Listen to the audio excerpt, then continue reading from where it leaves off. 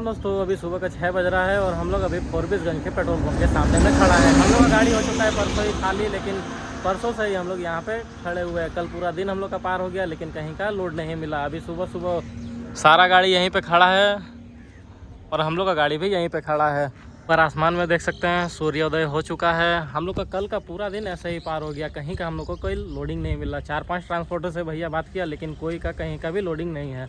अगर आज भी हम लोग को कहीं का लोडिंग नहीं मिलता है तो हम लोग यहाँ से निकल जाएंगे, कहीं जान पहचान वाला ट्रांसपोर्टर के पास जाएंगे, वहीं से खड़ा होकर कोई लोडिंग खोजेंगे। तो खाने पीने में कोई भी दिक्कत नहीं हो रहा है क्योंकि पास में ही 3 होटल है। 2 होटल इधर है, एक यहाँ पे दिख रहा है और इसके बगल में ही एक बिरयानी का दुकान है और एक होटल यहाँ पे है।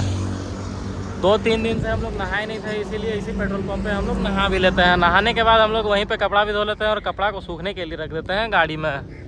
यहाँ आसपास कहीं भी हम लोग को वॉशिंग सेंटर नहीं मिला है, इसीलिए हम लोग अब आगे जा रहे हैं देखने के लिए कोई वॉशिंग सेंटर मिलेगा, वहाँ पे अपना ट्रक को धुलवा लेंगे।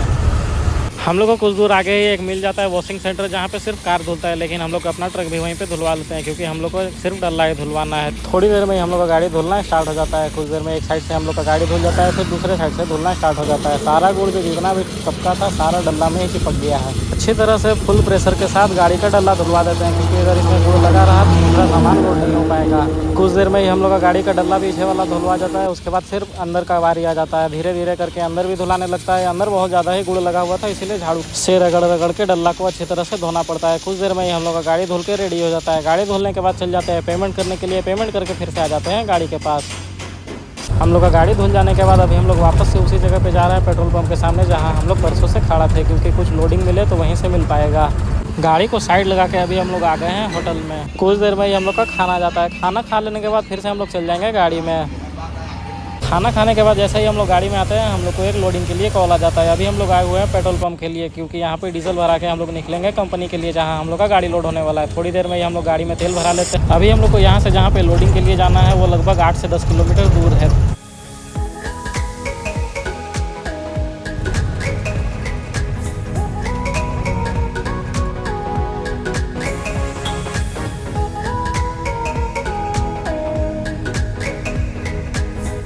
यहीं से अब हम लोग को पार करके उस वाले लाइन में जाना है। उसके बाद हम लोग को मिलेगा कच्चा रास्ता। लाइन पार के हम लोग आ चुके हैं कच्चे रास्ते में। यहाँ से अभी हम लोग जाएंगे फैक्ट्री के पास। हाँ वाला रोड को पार करके अभी हम लोग आ चुके हैं फैक्ट्री के बाहर में। फैक्ट्री के बाहर में गाड़ी को लाइन में ही लगा के भैया चल गया है सारा डॉक्यूमेंट लेकर एंट्री करवाने के लिए। एक बार गाड़ी का एंट्री हो जाए उसके बाद गाड़ी लोड होने लगेगा। जब जैसे ही गाड़ी लोड होगा ये ट्रिप हम लोग जाएंगे यहाँ से सीधे लोड करके बोकारो। अभी शाम का 5 बज चुका है लेकिन अभी भी हम लोग का गाड़ी लोड नहीं हो पाया है। अभी हम लोग कंपनी के बाहर में ही खड़ा थे। हम लोग के साथ बहुत सारा गाड़ी भी खड़ा है पीछे, वो सब खाली करने के लिए खड़ा है और हम लोग अपना गाड़ी लोड करने के लिए आए हुए हैं। हम लोग का एंट्री सुबह ही हुआ था। अभी भैया सिक्योरिटी से बात करने के लिए गया है। सामने में ही हम लोग का कंपनी नज़र आ रहा है जहाँ से हम लोग को लोडिंग करना है।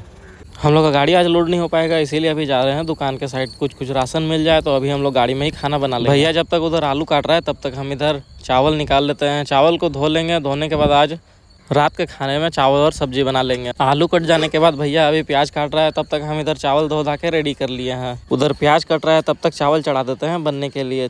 हम लोग का चावल बन के रेडी हो चुका है, इसीलिए अब जा रहे हैं आलू को भूनने के लिए। आलू को जब तक लाल नहीं हो जाता है तब तक भूनेंगे और भूनने के बाद फिर प्याज को भी भून लेंगे। कुछ देर में हम लोग का आलू पूरा लाल हो जाता है। लाल हो जाने के बाद अब बारी है प्याज का।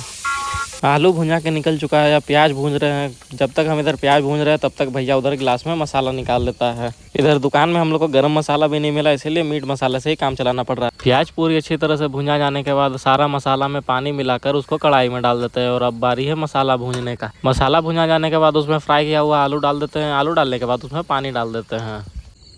अभी रात का 11 बज चुका है। हम लोग का खाना पीना हो चुका है और हम लोग का गाड़ी आज लोड नहीं हो पाया इसीलिए हम लोग गाड़ी में ही खाना बना लिए क्योंकि आसपास होटल नहीं है खाने के लिए।